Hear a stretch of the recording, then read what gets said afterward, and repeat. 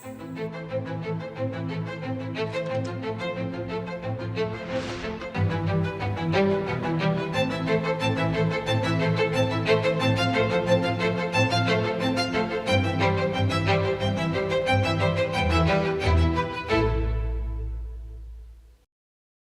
நாட்டு மக்களே, வணக்கம்.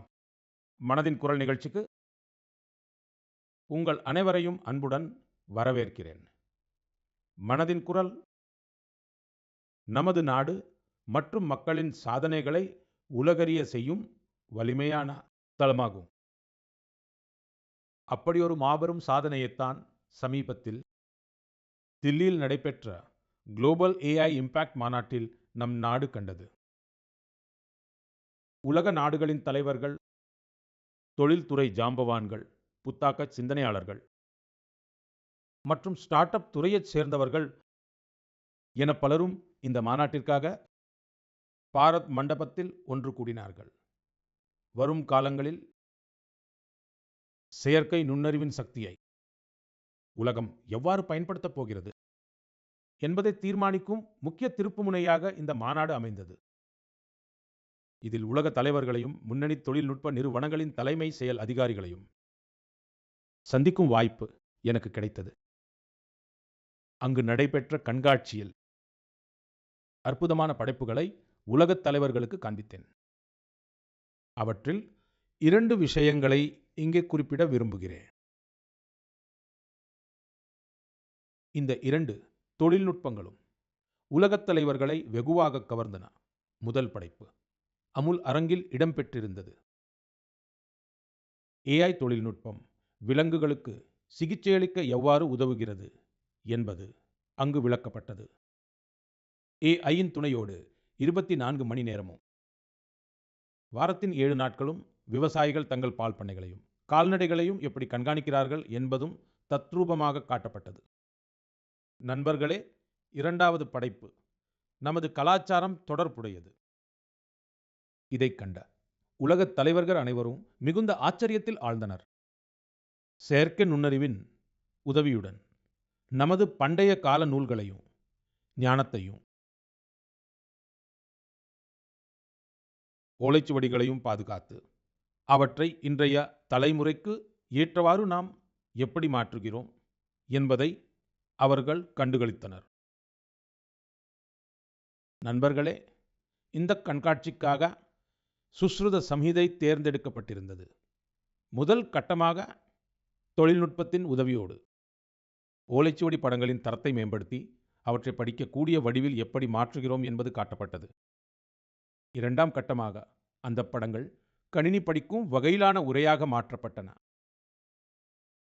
அடுத்த கட்டமாக அந்த உரையை ஏஐ அவதார் படித்து காட்டியது.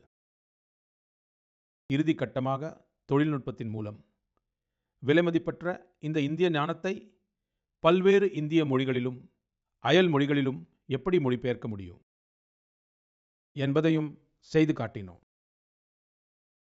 இந்தியாவின் பண்டைய கால ஞானத்தை நவீன கால அவதாரம் மூலம் அறிந்து கொள்வதில் உலகத் தலைவர்கள் மிகுந்த ஆர்வம் காட்டினர்.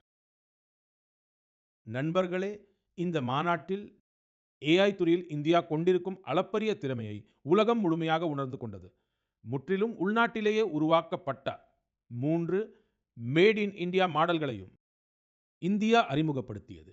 உலக அளவில் இதுவரை நடைபெற்ற ஏஐ மாநாடுகளில் இதுவே மிக பிரம்மாண்டமானது. இந்த மாநாட்டை கண்ட இளைஞர்களின் உற்சாகமும் ஆர்வமும் பார்ப்பதற்கே நெகிழ்ச்சியாக இருந்தது. இந்த மாபெரும் வெற்றிக்காக அனைவருக்கும் என் வாழ்த்துக்கள். விளையாடுபவர்களே வாழ்வில் மிளிர்வார்கள் என்று நான் அடிக்கடி கூறுவதுண்டு. விளையாட்டு நம்மை இணைக்கும் பாலம். தற்போது நீங்கள் அனைவரும் T20 உலக கோப்பை போட்டிகளை பார்த்து கொண்டிருப்பீர்கள். போட்டிகளை பார்க்கும்போது சில குறிப்பிட்ட வீரர்கள் மீது உங்கள் கவனம் இயல்பாகவே இருக்கும்.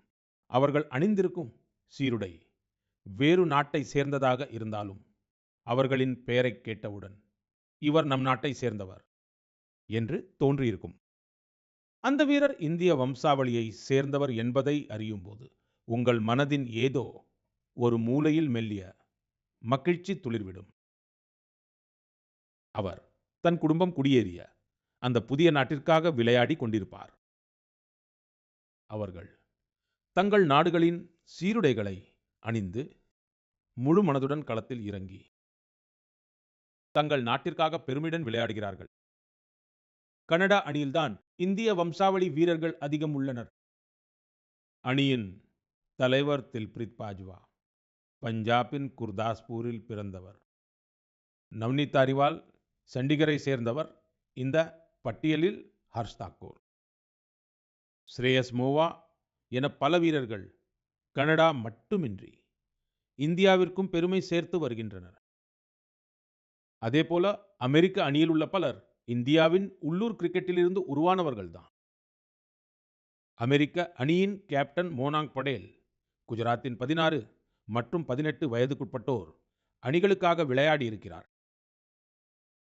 மும்பையை சேர்ந்த சௌரப், ஹர்மீத் சிங், டெல்லியைச் சேர்ந்த மிலிந்த் குமார் என இவர்கள் அனைவரும் இன்று அமெரிக்க அணியின் தூண்களாக திகழ்கிறார்கள். ஓமன் அணியில் தற்போதிருக்கும் பலர் முன்பு இந்தியாவின் வெவ்வேறு மாநிலங்களில் விளையாடியவர்கள். ஜதிந்தர் சிங், விநாயக் சுக்லா, கரண், ஜெய், ஆஷிஷ் போன்ற வீரர்கள் இன்று ஓமன் கிரிக்கெட் அணியின் வலுவான தூண்களாக உள்ளனர். நியூசிலாந்து, ஐக்கிய அரபு அமீரகம் மற்றும் இத்தாலி அணிகளிலும் இந்திய வம்சாவளி வீரர்கள் தங்களுக்குரிய இடத்தை பிடித்து வருகிறார்கள். இதுபோன்று எத்தனையோ இந்திய வம்சாவளி வீரர்கள் தங்கள் நாட்டின் பெருமையை உயர்த்துகிறார்கள். அங்குள்ள இளைஞர்களுக்கு முன்மாதிரியாக திகழ்கிறார்கள். இதுதான் இந்திய பண்பின் சிறப்பம்சம். இந்தியர்கள் எங்கு சென்றாலும் தங்கள் தாய்மண்ணோடு உணர்வு பூர்வமாக ஒன்றியுள்ளார்கள். அதே சமயம் தாங்கள் வாழும் நாட்டின் வளர்ச்சிக்கும் முழுமையான பங்களிப்பை வழங்குகிறார்கள். என் அன்பான நாட்டு மக்களே, எந்தவொரு பெற்றோருக்கும் தங்கள் குழந்தையை இழப்பதை விட பெரிய துயரம் வேறு எதுவும் இருக்க முடியாது. சிறு குழந்தையை இழக்கும் வலி வார்த்தைகளால் விவரிக்க முடியாதது. சில நாட்களுக்கு முன்புதான் கேரளாவை சேர்ந்த ஆலின் ஷெரின் ஆப்ரஹாம் என்ற ஒரு பிஞ்சு பூவை நாம் இழந்தோம். வெறும் 10 மாதங்களிலேயே அவள் இந்த உலகை விட்டு பிரிந்து விட்டாள். கற்பனை செய்து பாருங்கள், அவளுக்கான ஒரு நீண்ட எதிர்காலமே காத்திருந்தது. அது திடீரென முடிந்துவிட்டது. எத்தனையோ கனவுகளும் மகிழ்ச்சியும் நிறைவேறாமலே போய்விட்டன. அவளுடைய பெற்றோர் எந்த அளவுக்கு வேதனையை அனுபவித்திருப்பார்கள் என்பதை என்னால் வார்த்தைகளால் விவரிக்க இயலாது. ஆனால் இவ்வளவு ஆழமான வலி இருந்த போதிலும் ஆலினின் தந்தை அருண் ஆப்ரஹாமும் தாய் ஷெரினும் எடுத்த முடிவு மக்கள் அனைவரின் நெஞ்சங்களிலும் அவர்கள் மீதான மரியாதையை பன்மடங்கு உயர்த்தியுள்ளது. அவர்கள் ஆலினின் உடல் உறுப்புகளை தானம் செய்ய முடிவெடுத்தார்கள். இது அவர்களுடைய சிந்தனை எவ்வளவு விசாலமானது என்பதையும் அவர்களின் ஆளுமை எவ்வளவு மகத்தானது என்பதையும் நமக்கு உணர்த்துகிறது. ஒருபுறம் மகளை இழந்த துயர் இருந்தாலும் மறுபுறம் மற்றவர்களுக்கு உதவ வேண்டும் என்ற உயர்ந்த எண்ணம் கொண்டிருந்தார்கள். தங்களின் நிலை வேறு எந்த ஒரு குடும்பத்திற்கும் வரக்கூடாது என்று எண்ணினார்கள். ஆலின் ஷெரின் ஆப்ரஹாம் இன்று நம்மிடையே இல்லை. ஆனால் இந்தியாவின் மிக குறைந்த வயதுடைய உடல் உறுப்பு கொடையாளர்களின் பட்டியலில் அவளது பெயர் என்றென்றும் நிலைத்திருக்கும். நண்பர்களே, இந்நாட்களில் இந்தியாவில் உறுப்பு தானம் குறித்த விழிப்புணர்வு தொடர்ந்து அதிகரித்து வருகிறது. இதனால் தேவைப்படும் நோயாளிகளுக்கு மறுவாழ்வு கிடைப்பதோடு நாட்டின் மருத்துவ ஆராய்ச்சிகளுக்கும் இது பெரும் ஊக்கமாக அமைகிறது. இந்த உன்னத பணியில் பல நிறுவனங்களும் மக்களும் அசாதாரணமான பணிகளை செய்து வருகிறார்கள். நண்பர்களே, கேரளாவின் ஆலின் போலவே உறுப்பு தானத்தின் மூலம் பலருக்கு மறுவாழ்வு அளித்த எத்தனையோ நல்லுள்ளங்கள் நம்மிடையே உள்ளனர். டெல்லியைச் சேர்ந்த திருமதி லட்சுமி தேவி அவர்களை குறிப்பிடலாம். அவர் கடந்த ஆண்டு கேதார்நாத் யாத்திரை மேற்கொண்டார்.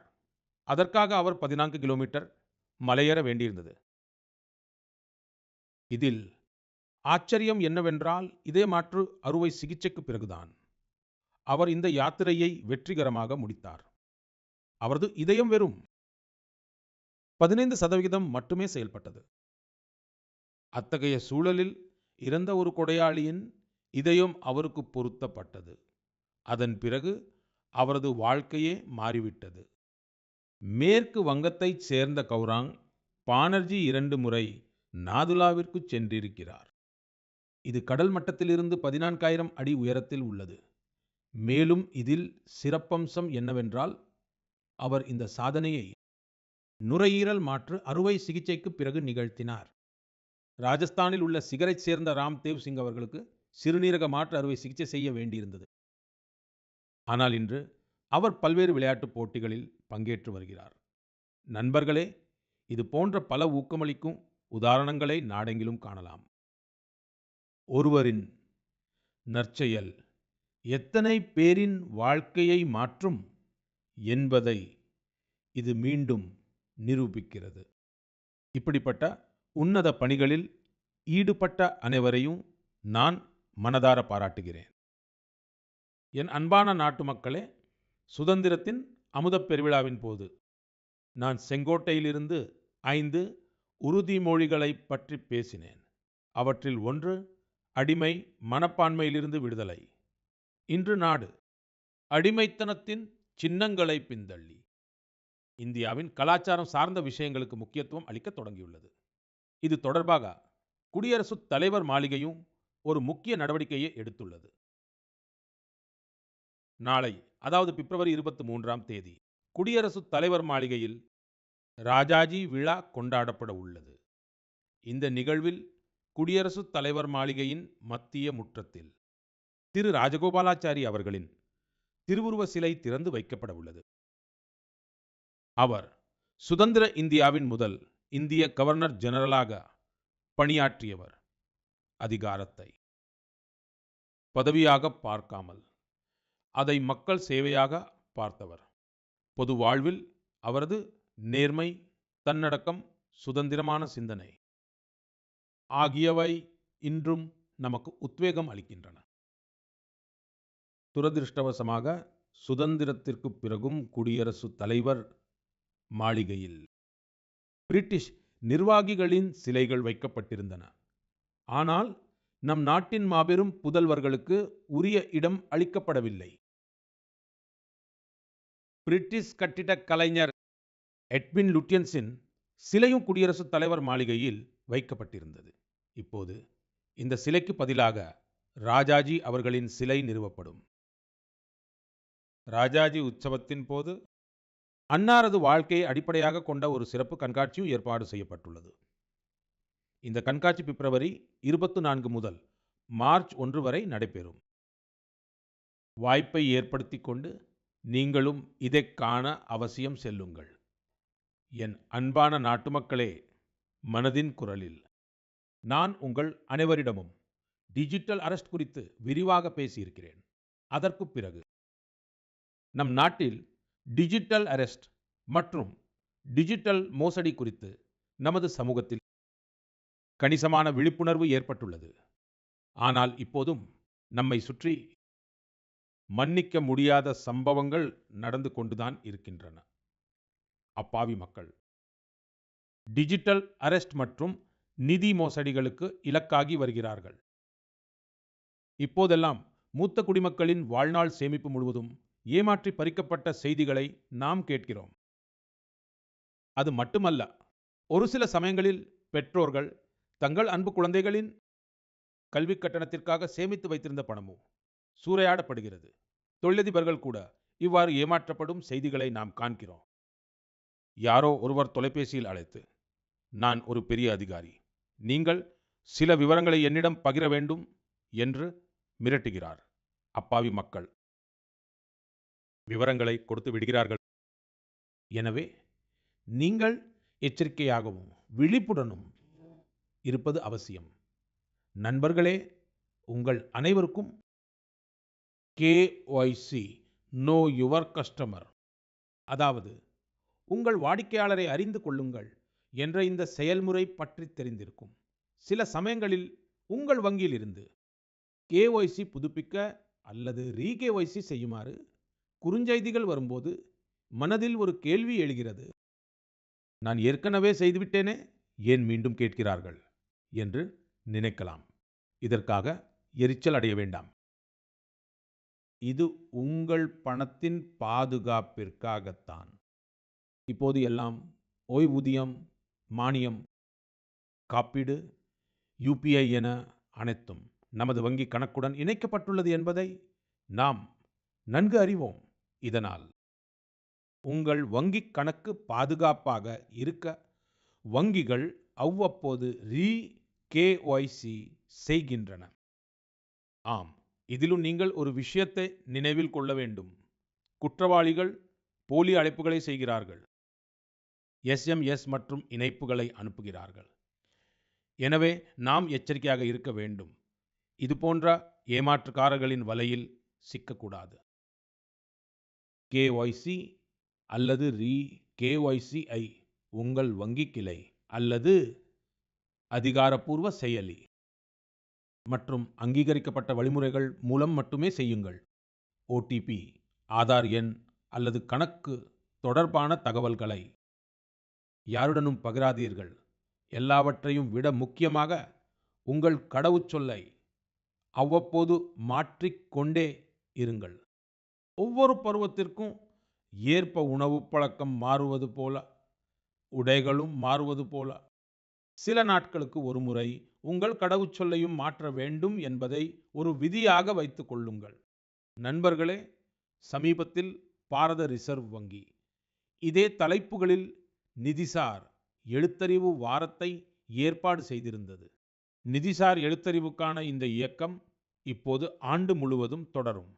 எனவே பாரத ரிசர்வ் வங்கியின் செய்திகளை கவனத்தில் கொண்டு உங்கள் KYC-ஐ புதுப்பித்து வைத்துக் கொள்ளுங்கள். நினைவில் கொள்ளுங்கள், சரியான KYC சரியான நேரத்தில் ரீ-KYC செய்து நம் வங்கி கணக்கை பாதுகாப்போம். ஆற்றல் மிக்க குடிமகன் ஆவோம். ஏனெனில் ஆற்றல் மிக்க குடிமக்களால் மட்டுமே வலுவான மற்றும் தற்சார்பு பாரதம் உருவாகிறது. என் அன்பான நாட்டு மக்களே, நமது விவசாயிகள் அன்னமிடுபவர்கள் மட்டுமல்ல, அவர்கள் இந்த மண்ணின் உண்மையான சாதனையாளர்கள். மண்ணை பொன்னாக்குவது என்றால் என்ன என்பதை நம் விவசாயிகளிடம் இருந்துதான் கற்றுக்கொள்ள வேண்டும். அது மட்டுமின்றி அவர்கள் பாரம்பரிய விவசாயத்தோடு நவீன தொழில்நுட்பத்தையும் இணைத்து வெற்றி கண்டுள்ளனர். இதை பார்க்கும்போது எனக்கு மகிழ்ச்சியாக இருக்கிறது.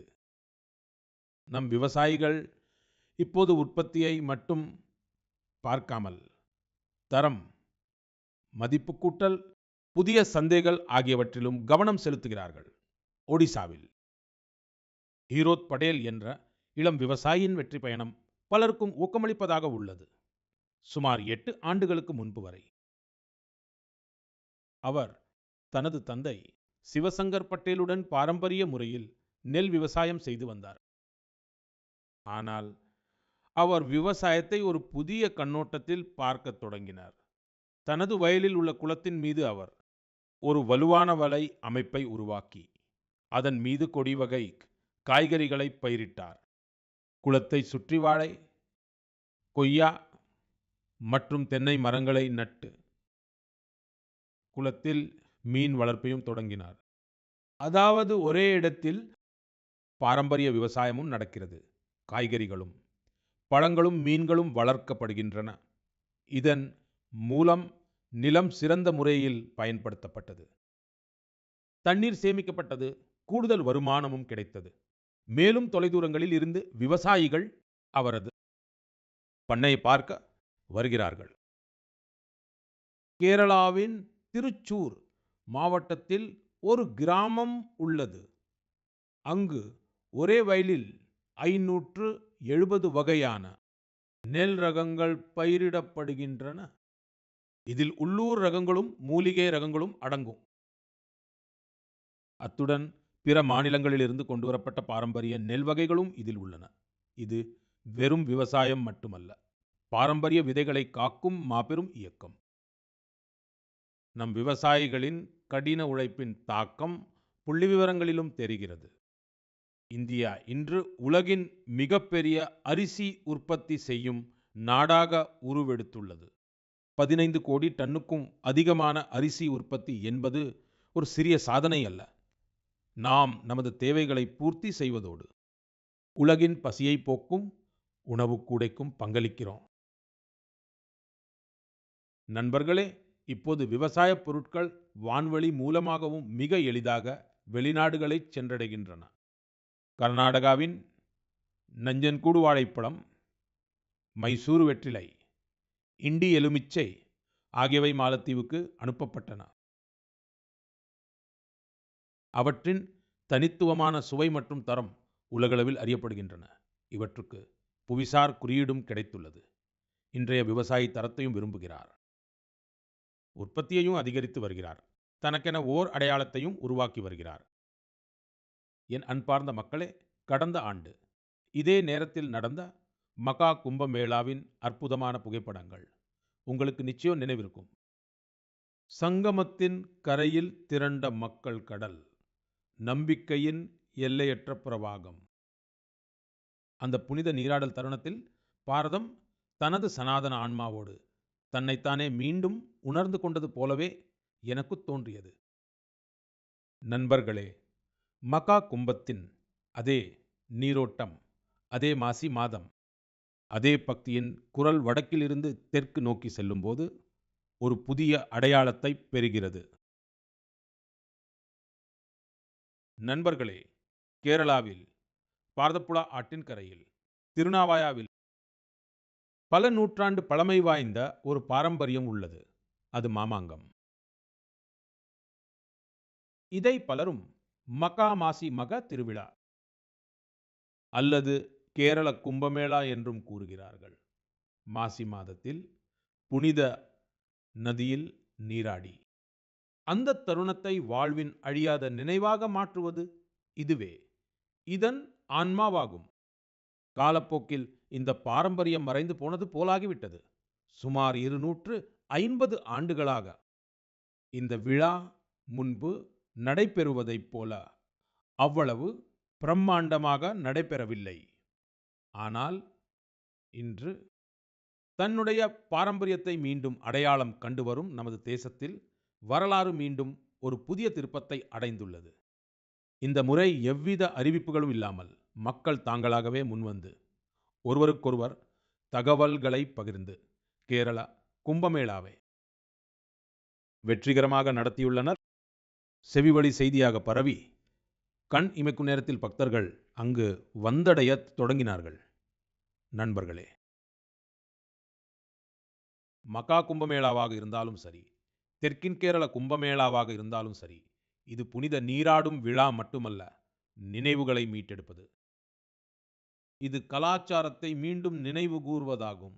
வடக்கிலிருந்து தெற்கு வரை நதிகள் வேறாக இருக்கலாம், கரைகள் வேறாக இருக்கலாம், ஆனால் நம்மிடையே ஓடும் அந்த நம்பிக்கை எனும் நீரோட்டம் ஒன்றுதான்.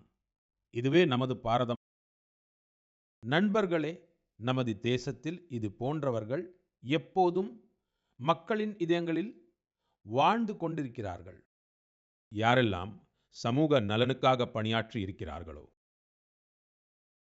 மக்களுக்கு முன்னுரிமை அளித்திருக்கிறார்களோ, அவர்கள் எப்போதும் மக்களின் இதயங்களில் என்றென்றும் வாழ்ந்து கொண்டிருப்பார்கள். அம்மா ஜெயலலிதா அவர்களும் அப்படிப்பட்ட புகழ்பெற்ற தலைவர்தான். பிப்ரவரி 24 அவருடைய பிறந்த நாள். தமிழ்நாட்டு மக்கள் அவர் மீது எவ்வளவு ஆழமான அன்பும் பிணைப்பும் கொண்டிருந்தார்கள் என்பதை தமிழகத்திற்கு சுற்றுப்பயணம் மேற்கொள்ளும் போதெல்லாம் கண்கூடாக பார்க்கிறேன். அம்மா ஜெயலலிதா அவர்களை பற்றி குறிப்பிட்டாலே தமிழ்நாட்டு மக்களின் முகங்கள் மலர்ந்து விடுகின்றன. நமது பெண் சக்தியின் பிணைப்பு சிறப்பானதாக இருந்தது. ஏனென்றால் அவர் ஆட்சியில் இருந்தபோது தாய்மார்கள், சகோதரிகள் மற்றும் மகள்களுக்காக பல பாராட்டுக்குரிய முயற்சிகளை மேற்கொண்டார். மாநிலத்தில் சட்டம் ஒழுங்கை சீராக பராமரிப்பதற்காகவும் அவர் மிகவும் உறுதியான நடவடிக்கைகளை எடுத்திருந்தார். தேசப்பற்று உணர்வு அவரிடம் மிகுதியாக நிறைந்திருந்தது. அதே வேளையில் இந்தியாவின் கலாச்சார பாரம்பரியத்தின் மீதும் அவருக்கு அளவற்ற பெருமை இருந்தது. அம்மா ஜெயலலிதா அவர்களுடனான என்னுடைய ஒவ்வொரு சந்திப்பும் உரையாடலும் என் மனதில் இன்றும் பசுமையாக இருக்கிறது.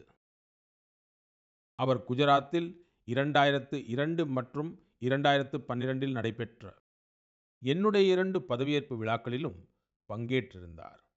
நாங்கள் இருவரும் அவரவர் மாநிலங்களில் முதலமைச்சர்களாக இருந்தபோது நல்லாட்சி குறித்த பல விஷயங்களை நாங்கள் அடிக்கடி விவாதிப்போம். அவருடைய சிந்தனைகள் எப்போதுமே மிகவும் தெளிவாக இருக்கும். அவருடைய கருத்துக்கள் மிகவும் தீர்க்கமாக இருக்கும். இதுவே அவருடைய மிகப்பெரிய சிறப்பம்சம். பல ஆண்டுகளுக்கு முன்பு பொங்கல் திருநாளின் போது மதிய உணவிற்காக அவர் என்னை சென்னைக்கு அழைத்திருந்தார். அன்பு நிறைந்த அவருடைய அந்த உபசரிப்பு என் வாழ்நாளில் மறக்க முடியாது. இந்த நன்னாளில் நான் அவருக்கு எனது பணிவான அஞ்சலியை செலுத்துகிறேன். ஜெயலலிதா அவர்களுக்கு ஏன் நினைவஞ்சலிகள் சமுதாயத்திற்கு அவர் ஆற்றிய சேவை என்றும் நினைவில் இருக்கும். என் அன்பார்ந்த நாட்டு மக்களே, இப்போது நான் என்னுடைய அன்பான திறமையான இளைய குழந்தைகளிடம் பேசப் போகிறேன். தற்போது தேர்வு எழுதிக் கொண்டிருக்கும் அந்த குழந்தைகளிடம். இந்த மாத தொடக்கத்தில் நடைபெற்ற பரீட்சா பே சர்ச்சா நிகழ்ச்சியை நீங்கள் பார்த்திருப்பீர்கள் என்றும் அதிலிருந்து சிலவற்றை கற்றுக்கொண்டிருப்பீர்கள் என்றும் நம்புகிறேன். நான் உங்களிடம் ஒரு கேள்வி கேட்கிறேன். படிப்பு குறித்து அதிக மன அழுத்தம் எடுத்துக்கொள்ளவில்லையே. என் அருமை குழந்தைகளே, நீங்கள் தேர்வு போர் வீரர்கள். எனக்கு நம்பிக்கை இருக்கிறது. நீங்கள் அனைவரும் முழு மனதுடன் தேர்வுக்கு தயாராகியிருப்பீர்கள். ஆம், இது போன்ற சமயங்களில் மனதில் சிறு சந்தேகம் வருவதும் இயல்புதான். சில நேரங்களில் படித்தது எல்லாம் நினைவில் இருக்குமா, இருக்காதா என்று தோன்றும். இந்த உணர்வை ஒவ்வொரு தலைமுறை குழந்தைகளும் உணர்ந்திருக்கிறார்கள். நீங்கள் தனியாக இல்லை என்பதை நினைவில் கொள்ளுங்கள். உங்கள் மதிப்பு உங்கள் மதிப்பெண் பட்டியலால் தீர்மானிக்கப்படுவதில்லை. எனவே உங்கள் மீது நம்பிக்கை வையுங்கள். படித்ததை முழு கவனத்துடன் எழுதிப் பாருங்கள். தெரியாத கேள்வியை ஆதிக்கம் செலுத்த விடாதீர்கள். மேலும் ஒரு விஷயம், உங்கள் பெற்றோர் மற்றும் ஆசிரியர்களுடன் பேசிக்கொண்டே இருங்கள். அவர்கள் உங்கள் மதிப்பெண்களை வைத்து உங்களை எடை போடுவதில்லை. உங்களின் கடின உழைப்பையும் முயற்சியையும் தான் பார்க்கிறார்கள். எனக்கு நம்பிக்கை இருக்கிறது. நீங்கள் தேர்விலும் உங்கள் வாழ்க்கையிலும் வெற்றியின் புதிய உயரங்களை அடைவீர்கள். நண்பர்களே, தற்போது புனித ரமலான் நோன்பு காலம் நடைபெற்று வருகிறது. இஸ்லாமிய சகோதரர்கள் அனைவருக்கும் எனது மனமார்ந்த நல்வாழ்த்துக்களை தெரிவித்துக் கொள்கிறேன். இன்னும் சில நாட்களில் ஹோலி பண்டிகையும் வரவிருக்கிறது. அதாவது வண்ணங்கள், மகிழ்ச்சி மற்றும் கொண்டாட்டம் நிறைந்த நேரம் நம்மை நெருங்கிக் கொண்டிருக்கிறது. நீங்கள் அனைவரும் உங்கள் குடும்பத்தினருடனும் அன்புக்குரியவர்களுடனும் மகிழ்ச்சியாக அனைத்து பண்டிகைகளையும் கொண்டாடுங்கள். ஆம், சில மந்திரங்களை எப்போதும் நினைவில் கொள்ளுங்கள். உதாரணமாக, உள்ளூர் பொருட்களுக்கு குரல் கொடுப்போம். ஹோலி பண்டிகையாக இருந்தாலும் வேறு எந்த பண்டிகையாக இருந்தாலும் சரி, இன்று வெளிநாட்டு பொருட்கள் நம்மிடையே ஊடுருவிவிட்டன.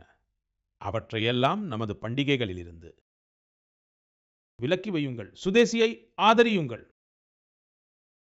நீங்கள் சுதேசி பொருட்களை வாங்கும்போது நாட்டை தற்சார்பு அடைய செய்யும் இயக்கத்திற்கும் உதவி செய்கிறீர்கள். நண்பர்களே, எனக்கு ஒவ்வொரு மாதமும் மனதின் குரலுக்காக உங்கள் எண்ணற்ற ஆலோசனைகள் கிடைக்கின்றன. நீங்கள் அனுப்பும் செய்திகள் மூலம் நாட்டின் மூலை முடுக்குகளில் மறைந்திருக்கும் அற்புதமான திறமைகளைப் பற்றி தெரிந்து கொள்கிறோம்.